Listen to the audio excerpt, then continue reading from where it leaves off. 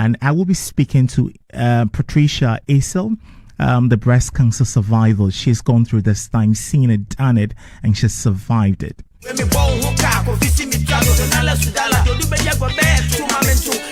Patricia's story is a profound testament to courage, faith, and transformation in the face of adversity. She was diagnosed in January 2024 with invasive metastatic, one of the most aggressive forms of breast cancer. Patricia's was shifted overnight, and yes, instead of succumbing to fear, she chose to confront her diagnosis with remarkable strength and faith. And we want to learn about that courage today.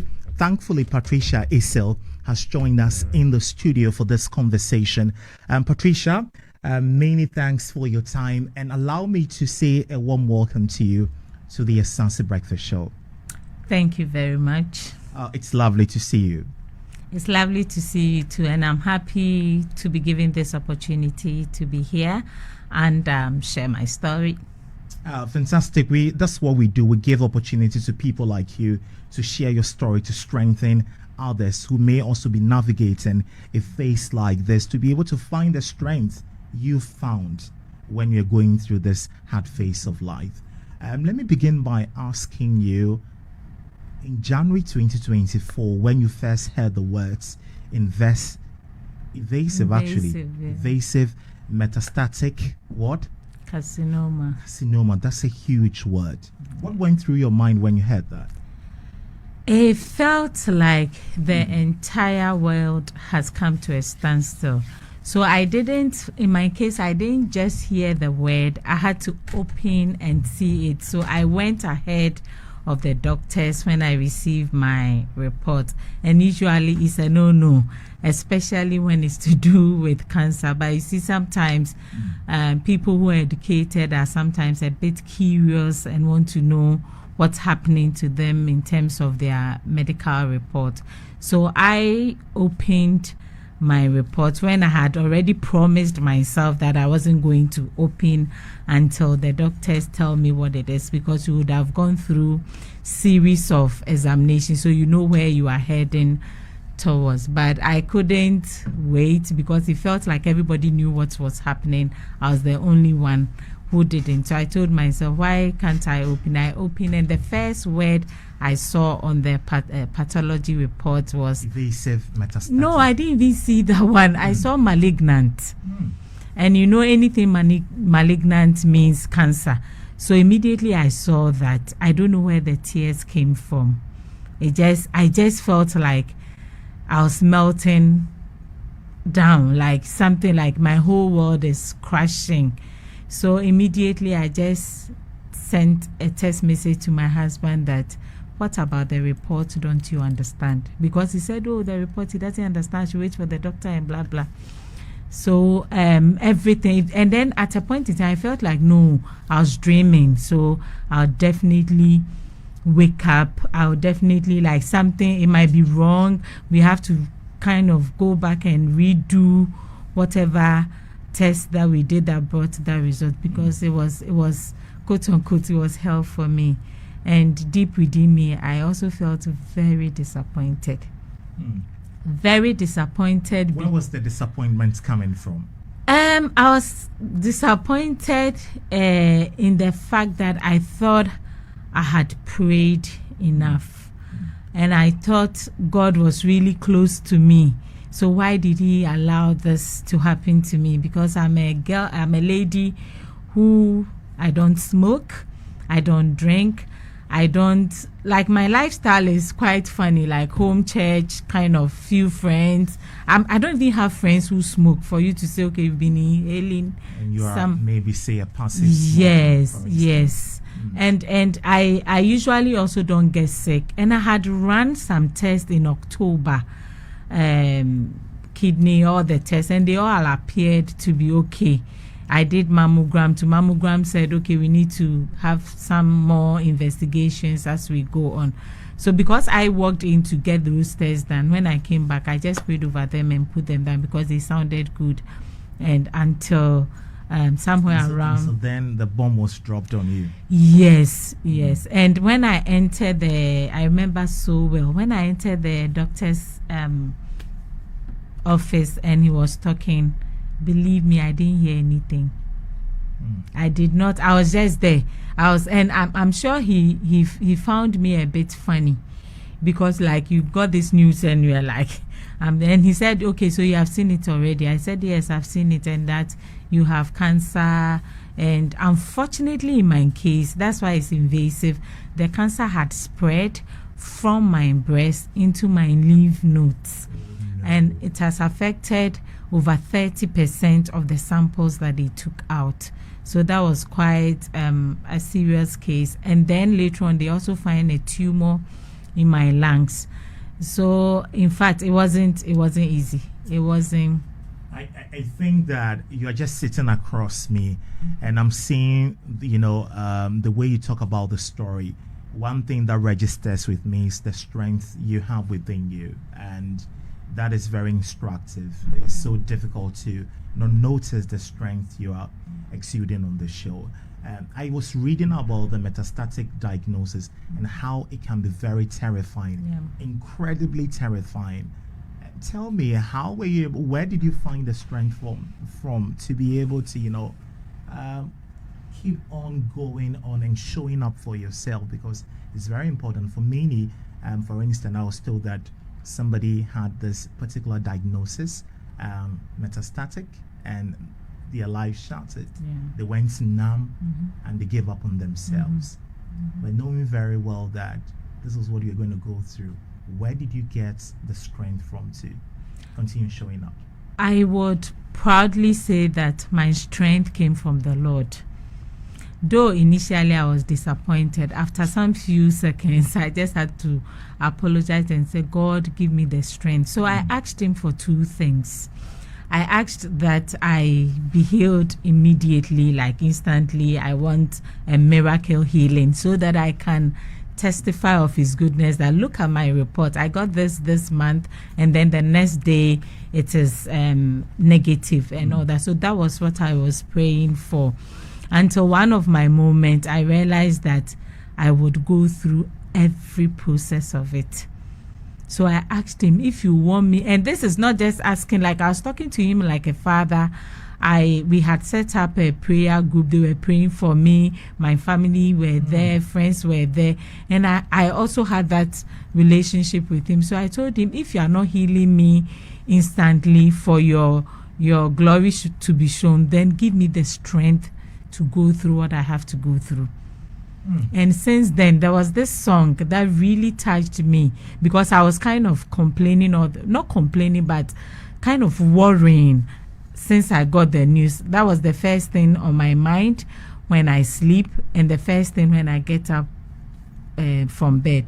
And this song is a Yao Sapon. So bon samutu so sana se so we'll be playing that song for you before the interview ends. Exactly. That's that one. So that was the song that made me set up.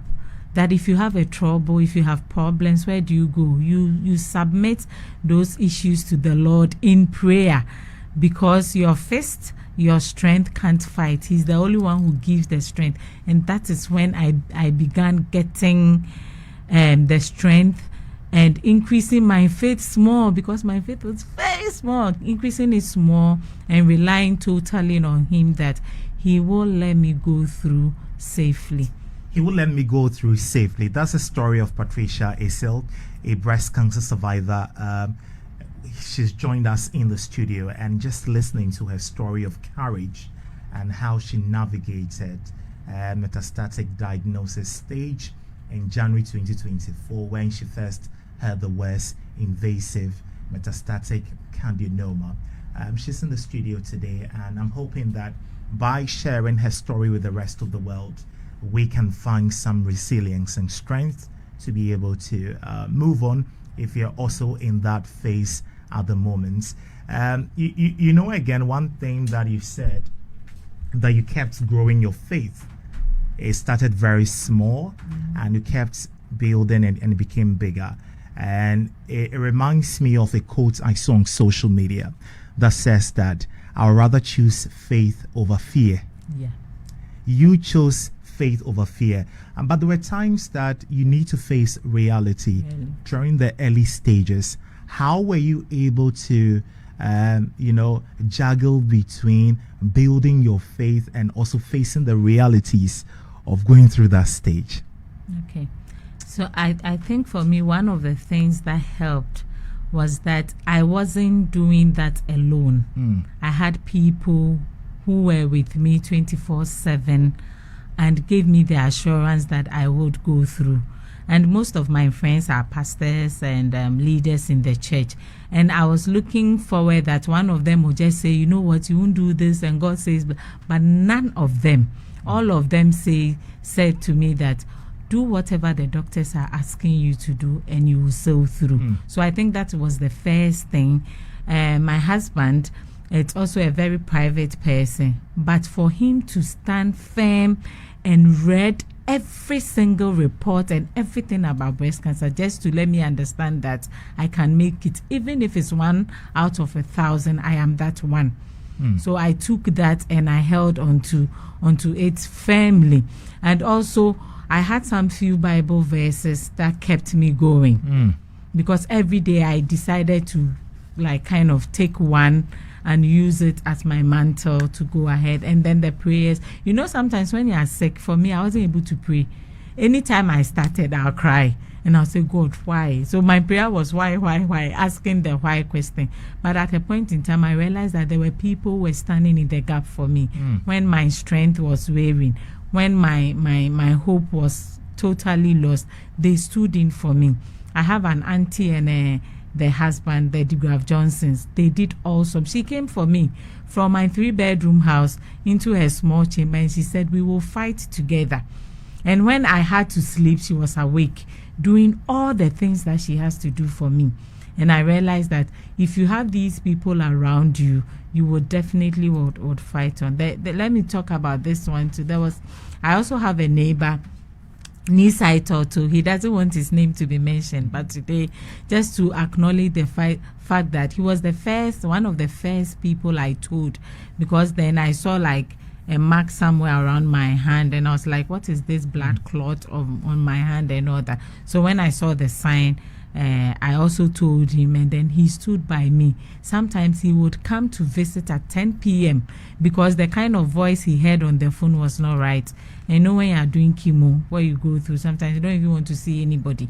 But he was there up till now. He calls me every day. So he says he's my manager. He's managing because my husband it's not around. My husband lives outside the country. So he's kind of being a husband, a friend, everything for me. So when I look at him and how strong he appears to be, he gives me strength. Even when you are sad and you see the tears are coming and you see that he is laughing, he's strong and he's hopeful, he gives you that hope to carry on. And other people from church, friends, they were all there. They were all. I didn't know I was loved that much until I got sick. What does this teach you about life? About life. A lot of things. So all throughout every phase of my treatment taught me something.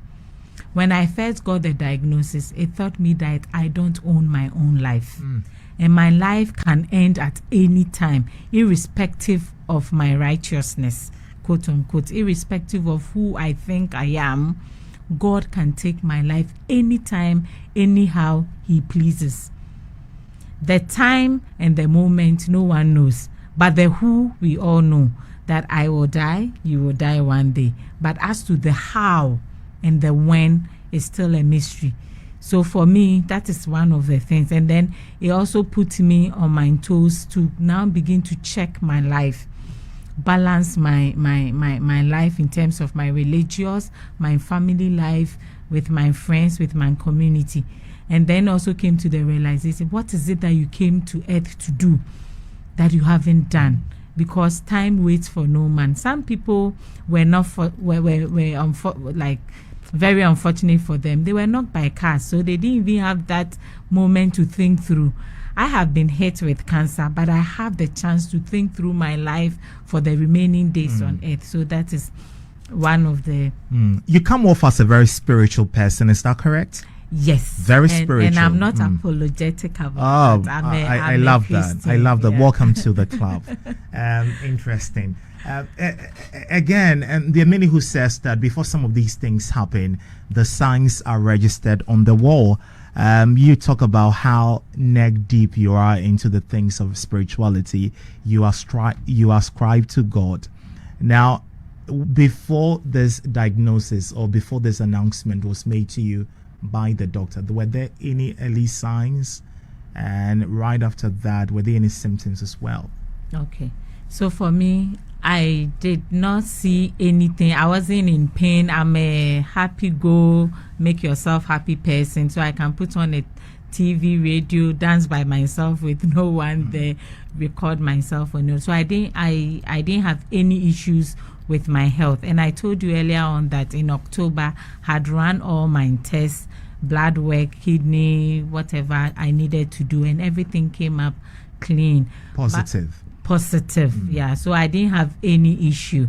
But on the 2nd of December, so let me bring this in because you brought the spiritual aspect. I was at a prayer meeting at Prayer Palace. So Prophet Emmanuel Eje called a case on my husband and said he has seen, he doesn't know my husband, he doesn't know what he does and all that. But whatever he gave me was very vivid on whatever he saw, and said, unfortunately, it ended up being cancerous. So I stood in the gap and then we prayed for him. Over 2,000 people in the congregation stood and we prayed. That was 2nd of December. So when I got home, I said, let me tell my husband, even if he doesn't believe, let me just tell him you all pray about it. And I told him what the message was. And just when I finished saying it, something said, squeeze your nipple. So I did. And me, like when I know my body. So anything that comes, I know my breasts, I know the way they look and all that. I have a very big mirror in my room. So every time I examine myself, and I also teach girls to love themselves. So I need to love myself as well. And then I saw a discharge. Very little, but it was yellowish. So immediately I called my husband. We were on the phone together. So I just put it on camera and showed him, like, look at what I just found. And believe me, I did not even wait for 24 hours. Immediately the next day, I saw it around between 11 and 12 a.m. So the next day I just called a cousin who works at Kolebu, and he said, just take a referral and come to the breast clinic, and that is all. So if I had waited a little, because I wasn't in pain, it would have been something else. It would have turned up to be something, maybe the spread would have gone to without any pain, and it has metastasized to your lymph node. Not just after, they took 16 of my lymph nodes out, and out of the 16, 5 were affected. And for people who even have one affected lymph node, it's still a big issue. And for me to have stayed all this while, it could have been that the disease was there years and I had no idea because I wasn't getting sick. And I've come to learn that cancers are usually painless. You won't feel any pain until maybe it affects other parts of your body. Then the pain begins to come. Probably may have been there, probably is something else, but I am looking at it in terms of physically what you can do to stop it. And then spiritually, you use your prayers to ensure that even if there is medication the doctors are using for you, it should be the right ones and it should do the work. Because I don't want to go through this chemotherapy and come back and you tell me it didn't work. That would have been something else for me. Because I saw friends who had done that and it never worked for them. I lost friends on the way that were like sat close to me. I saw them deteriorate by day. And sometimes I get to the hospital and they ask me, who did you come? Like, where is your patient? Because they see that I came to accompany. I say, I'm the patient. And they don't believe it. But I would say that God makes things beautiful. And I can testify that I'm looking more beautiful than I used to when the disease was not there. I can tell you're sitting across me and I can tell you're looking very beautiful in your pink. It's lovely to see how you wear your strength on your sleeves. Very, very, very beautiful.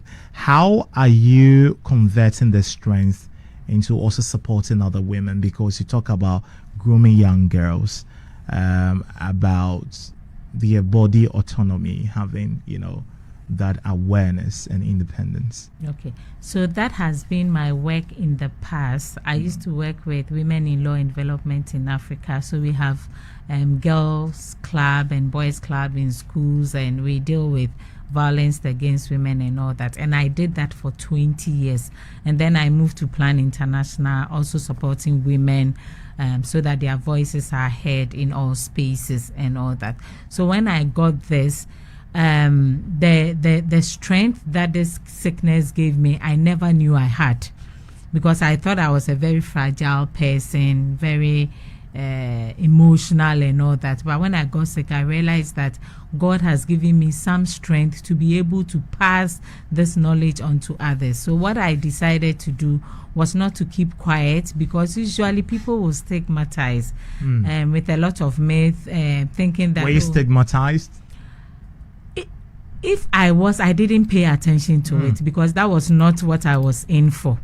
So I told my husband from day one. I even wanted to do a live telecast of my journey, but he felt, oh, what if it doesn't work and people would see you pass away and whatnot, and I should wait until I have the strength to do so, then I can come. So what I did was I documented every process on my phone, so that when it's time to tell people, they will not just look at you and think cancer is nothing, but they will look at you and say, is that where you have come from, and is that where you are? God is good. So that is what I decided also to form a small foundation where I can give back to society. And one of the things that I'm going to do either latter part of October or the first week in November is to give back to Kolebu Oncology Department. When I was doing my chemo, sometimes I had to take like about 5 pinches before they find the vein. And you are already exhausted for doing nothing. You are already in pain, headache, and like your nails are numb. My tongue was black. I had sores all over my mouth. My feet were sore. There were pores coming from my nails and all that. And then you will be choking me before getting. So I I asked the nurse, don't you have a vein finder? So that like one touch. Then he said we don't have. And even if we did, it's not there anymore, so she has to do it manually. I have seen people go back home because their veins were not found, so they didn't take their chemotherapy. So I said I was going to do that for Kolebu. It doesn't matter how much it costs. Initially I thought it was like 200 Ghana CDB, and then so I would like show this app, I'll just go and buy. When I asked, it was around 24,000 Ghana CD for one. Otherwise you get one that will not last, but for a place one, like oncology department, they needed that, and at least they needed at least 2, because they take care of over 100, like around 200 to 300 people a day. So when you go, the folders are like this, and sometimes people may have to lose their lives because they don't find it, or there's no A or B or C. So I said I was going to call on some friends, myself, loved ones, anyone want to support, so that we can buy the BP monitor for them. They have like 2 or so. So if somebody is in danger, they have to move from one, like move the apparatus from one space to the other, and then you leave the other person in danger and all that.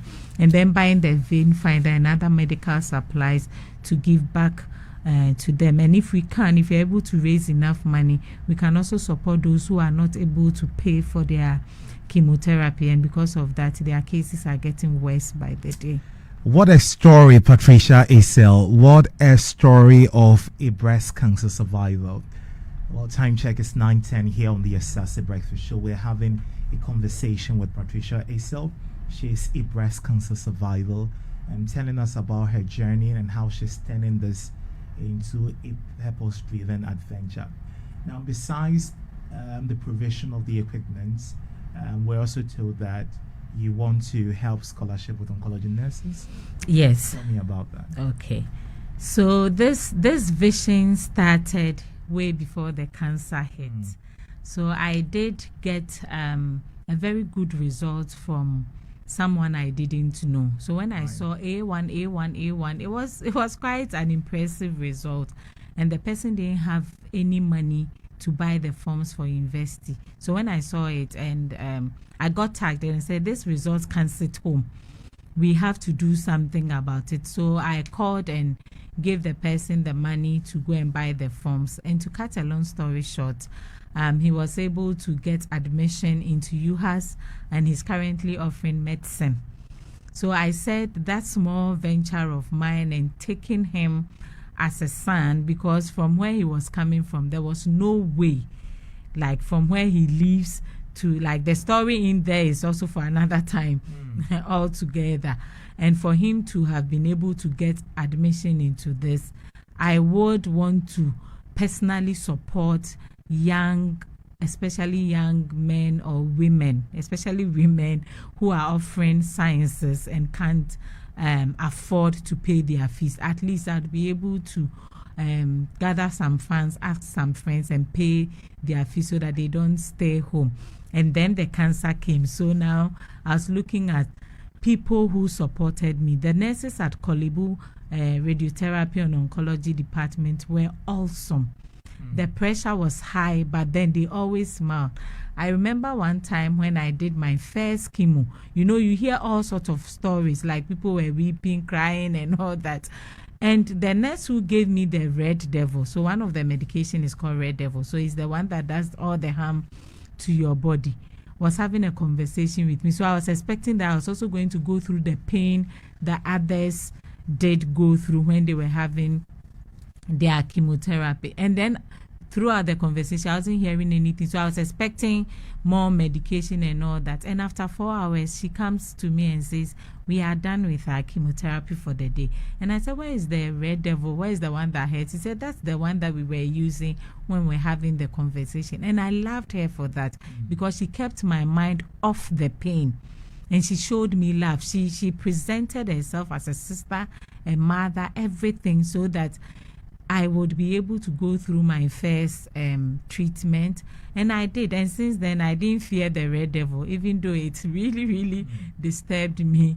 I didn't fear it, and I fought through. So I thought that I should give back to society by maybe supporting one or two oncology nurses who don't have the means to pay for their tuition. It's not about just giving money to anybody, but people who truly are very brilliant, but then because of financial difficulties, they are unable to pay their fees. So that from my little salary, I would be able to also support them to make life better for them. To make life better for them. Now, for women who are currently walking the same path that you once did, what words of comfort do you have for them? I'll tell them that cancer is not a death sentence. Having breast cancer, colon cancer, whatever cancer that you've been diagnosed with, it's not the end of your life. There is light beyond the tunnel, beyond the dark moments where you feel everything is gone. There's a huge man up there with his teeth smiling, with his arms open, his ears open to hear your cry when you cry unto him, and his arms open to save you. So do not relent. Take it to the Lord in prayer, but don't stick there. Don't stay in prayer and say, I'm going to my prayer camp and my pastor says this. Take step and go to the health facility, because medication also works. He's a God of a miracle, like he's a miracle working God. And in the same time, he's a God of processes. He works his miracle through process. He may heal somebody instantly, but you may have to go through the process, and he will heal you because he's done it for me. I am still going through treatment. I'm not saying that I'm asking my daughter, just give me a yes and let me go out and shout. He says, you are going to be my client for the next 5 years. And I told him there are many of them. So I told them that, look, in my heart, I am 100% healed. I am going through the process to make your work easier, better, and comfortable. So it's not all lost. You would make it. All you need, it's difficult, but you need to pull yourself together. You need to tell yourself that you make it. You need to be positive and have your positive declarations, because that is what has carried me. What are your affirmations? Oh, that me, Patricia Isabella Baba Konoa Essel. I will not die, but I will live to declare the goodness of God. If this is the reason why God makes me go through this, so that I can be a comfort to another person, I am 100% ready. And this lips, until it's closed, will not keep quiet, but will show the mercies, the glory, and the hope to other people who need it more. Because all survivors, all they need is that comfort, that hope, somebody who has an listening ear listening. Sometimes they don't want you to do things for them. All they want is to listen to them. There are times that they need that little support, that little love. It's not all about being positive, but putting your positivity into action. If you pray, put the prayer into action. When you pray small, you also support small to ensure that their medications are bought, they are drinking enough water, they are eating well. Even if it's a plate of food that you can offer to them a day or in a month, it will go a long way to make their lives better. So never lose hope. Look at me, I'm here. If I show you my pictures, I should have sent it to you earlier so that you can at least highlight some of them. And you see me today is two different people altogether, and it's in the matter of less than 2 years. So God can do it for you, no matter how difficult your situation is. No matter how difficult your situation is, God can do it for you. And yes, that's what you're hearing from Patricia. But finally, and before I let you go, Patricia, you've always said that breast cancer should not be fought alone. What kind of community are you hoping to build around that message? So to bring everybody on board, the survivor herself need to sit up and gather the strength to fight. We also need the support of our family members. It's like I said earlier, it's not a death sentence. So it doesn't mean that once you are diagnosed, you are going to die. Come what may. Everybody will die anyway. People have BP and they die, diabetes and they die. They even stumble and they die. So if you have cancer, it is not a death sentence. You can make it. Family have to support. Loved ones have to be there. Our churches, our pastors, because sometimes people have put their trust in the churches and sometimes they let them down. And they go back and say, oh, I won't serve God again because when I was sick, nobody cared for me. This is our tax. We need to support, no matter how small it is. If it's not physical, with your prayers, with your love, and with your kind words, the positive kind words, you will do it. It will be fine. You'll be okay. Do this, do that. And I think would go a long way to support each other. Most people would not want to come out into the public space to let us know that they have it. But if you know or if you suspect, give them the needed support, not to broadcast their cases, but show them love in their own closet. And I'm sure it would go a long way to make a huge difference in Ghana. To make a huge difference in Ghana, Patricia Essel, many thanks for your time this morning. And I'm glad that I really had this conversation with you. Your strength is so admirable, it's visible, it's glaring, and nobody else can ignore it. Continue to share that strength with everybody because we need strength in our world today. And I have that favorite song for you, the Yell Savon Santos Hosea.